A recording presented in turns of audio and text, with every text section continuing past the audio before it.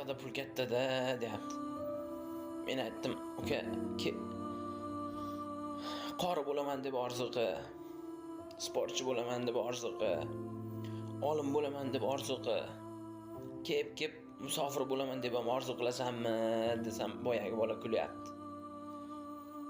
"Ey uka, hech qayerda yotqizib non bermaydi. Hamma joyda qiyinchilik bo'ladi.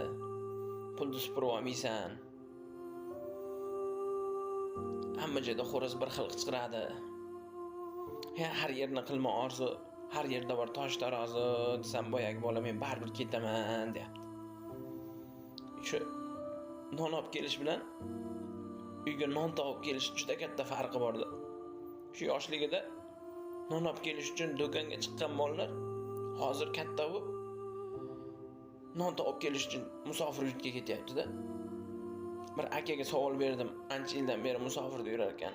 "Qancha yildan beri musofirda yurasiz aka?" desam, boyagi aka 20 yildan beri borib kelib yuraman, deyapti. "Qiyin emasmi, qiynalmayapsizmi?" desam, "Qiynalyapman" dedi. "Qiynalayotgan bo'lsangiz uyga qayting. O'limdan qo'rqmaysizmi?" deb savol berdim. Boyagi aka kulib, "Uyda 10 kishini qiynalganidan ko'ra musofir yurtda bir kishini qiynalgani yaxshiroq. Bir kishini qo'li qora bo'lgani yaxshiroq.